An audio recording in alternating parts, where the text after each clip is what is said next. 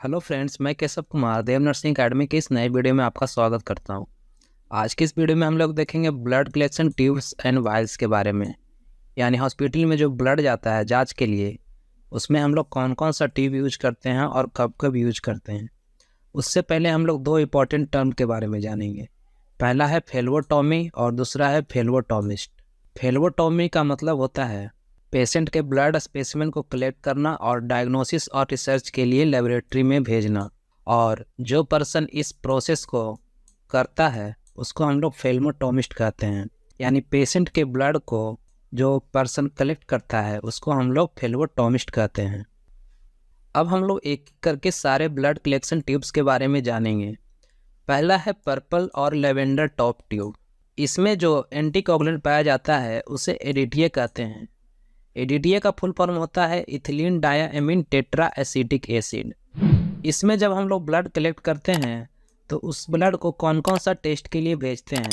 तो पहला है सीबीसी टेस्ट, दूसरा है ईएसआर टेस्ट के लिए भेजते हैं, तीसरा है HbA1c टेस्ट के लिए भेजते हैं, मलेरिया पैरासाइट टेस्ट के लिए भेजते हैं, रेटिकुलोसाइट्स टेस्ट के लिए भेजते हैं, पैराथायरॉयड हार्मोन टेस्ट के लिए भी लेवेंडर टॉप ट्यूब में ही हम लोग ब्लड कलेक्शन को भेजते हैं।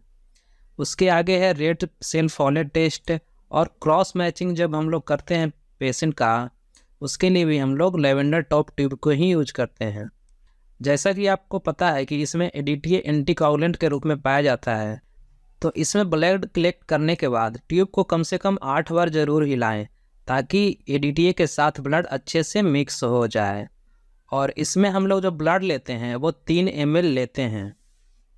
नेक्स्ट है रेड टॉप ट्यूब, जिसे प्लेन और क्लॉट एक्टिवेटर ट्यूब के नाम से भी जानते हैं। इसमें कोई भी एंटीकोगुलेंट प्रेजेंट नहीं होता है। इस ट्यूब में ब्लड और सेरम ऑटोमेटिकली अलग हो जाता है, क्योंकि कोई भी एंटीकोगुलेंट नहीं होता है तो ब्लड थक्का के रूप में जम जाता है। इसमें जब हम लोग ब्लड लेते हैं तो वो उसका क्वांटिटी 6 ml होता है। अब देखते हैं इसमें कौन कौन सा टेस्ट हम लोग करते हैं। केमिस्ट्री टेस्ट करते हैं, इम्यूनोलॉजी टेस्ट करते हैं और सेरोलॉजी टेस्ट करते हैं। केमिस्ट्री टेस्ट में हम लोग enzyme, fats, electrolytes, proteins, vitamin और मिनरल्स के बारे में देखते हैं। इम्यूनोलॉजी टेस्ट में हम लोग एंटीबॉडी और पैथोजन को देखते हैं। और सेरोलॉजी टेस्ट में हम लोग प्रोटीन के बारे में जानते हैं जो हमारे इम्यून सिस्टम के द्वारा बनाया जाता है। अब एग्जाम्पल के रूप में सीधी समझें तो इसमें हम लोग LFT, KFT, sodium, potassium, chlorine वगैरह टेस्ट करते हैं। नेक्स्ट है ब्लू टॉप ट्यूब। इसमें सोडियम सिट्रेट नामक एक एडिटिव पाया जाता है जो एक रिवर्जिबल एंटीकोगुलेंट है। इस ट्यूब का यूज हम लोग कोगुलेशन स्क्रीन चेक करने के लिए करते हैं। जब हम लोग ब्लड लेते हैं तो इसमें 2.7 ml ब्लड कलेक्ट करते हैं। इसमें टेस्ट कौन कौन सा किया जाता है। इसमें ब्लीडिंग टाइम को हम लोग चेक करते हैं, यानी BT टेस्ट करते हैं, PT टेस्ट करते हैं यानी प्रोथ्रोम्बिन टाइम को चेक करते हैं, APTT टेस्ट करते हैं, D टाइमर टेस्ट करते हैं, INR टेस्ट को हम लोग इसमें करते हैं। नेक्स्ट है ग्रे टॉप ट्यूब। इसमें 2 तरह के एजेंट पाए जाते हैं। पहला है सोडियम फ्लोराइड और दूसरा है पोटासियम ऑक्जेलेट।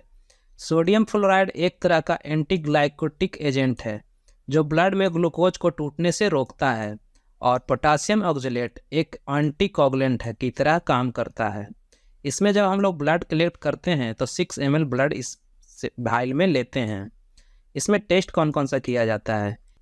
इस ट्यूब का यूज हम लोग जनरली शुगर टेस्ट के लिए करते हैं, जैसे FBS यानी फास्टिंग ब्लड शुगर, RBS यानी रैंडम ब्लड शुगर, PPBS यानी post prandial blood sugar test करते हैं। और लैक्टेट का जांच भी हम लोग इसी वाइल में करते हैं।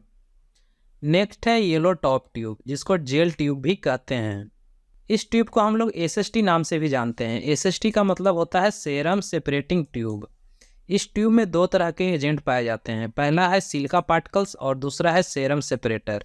सिलिका पार्टिकल्स ब्लड सेल को एक साथ क्लैंप करके रखता है और सेरम सेपरेटर प्लाज्मा को ब्लड सेल से अलग रखता है। जब हम लोग ब्लड इसमें लेते हैं, ब्लड सैंपल लेते हैं, तो उसका अमाउंट 3 से 5 ml होता है।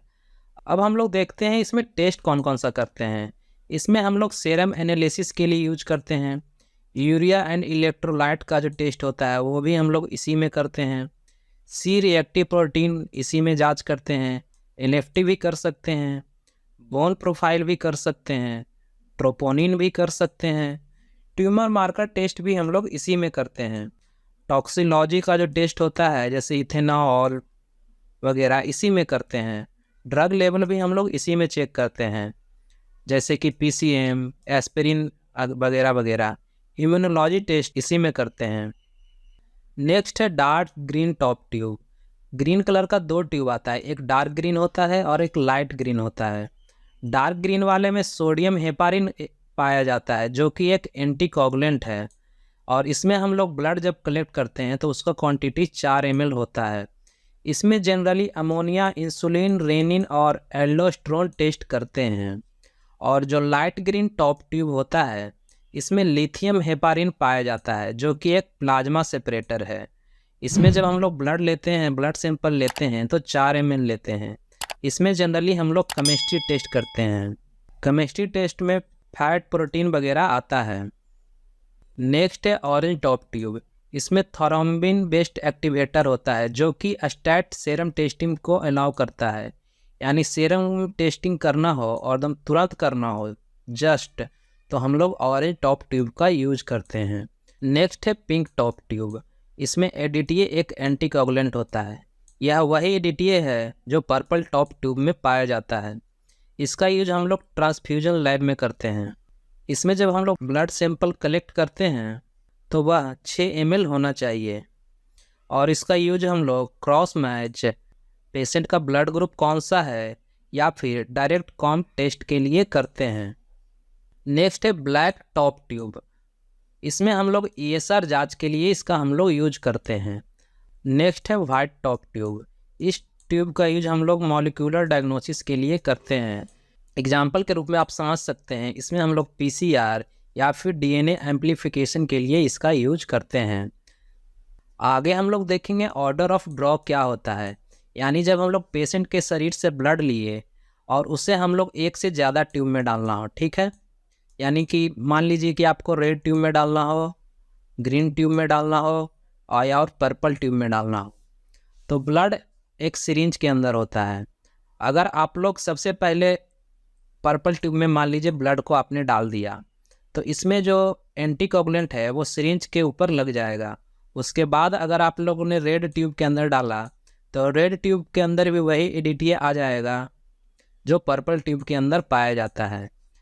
तो एक से ज़्यादा ट्यूब में अगर ब्लड को डालना हो तो एक ऑर्डर ऑफ ड्रॉ हम लोग फॉलो करते हैं, यानी एक ऑर्डर फॉलो करते हैं, जिसमें अगर सबसे पहले ब्लू के अंदर ब्लड हम लोग डालते हैं, उसके बाद रेड, उसके बाद येलो, येलो के बाद लाइट ग्रीन और ग्रीन में डालते हैं, उसके बाद पर्पल, पिंक और ग्रे में डालते हैं। यानी एक ही ब्लड सैंपल को एक से ज़्यादा वाइल में डालना हो, रखना हो, तो हम लोग एक ऑर्डर ऑफ ड्रॉ फॉलो करते हैं, ठीक है। तो दोस्तों वीडियो कैसा लगा हमें कमेंट में ज़रूर बताएं। अगर वीडियो अच्छा लगा तो वीडियो को लाइक ज़रूर करें और देव नर्सिंग एकेडमी को ज़रूर सब्सक्राइब करें, ताकि आपको ऐसे ही अच्छी अच्छी वीडियो मिलते रहे। वीडियो देखने के लिए बहुत बहुत धन्यवाद।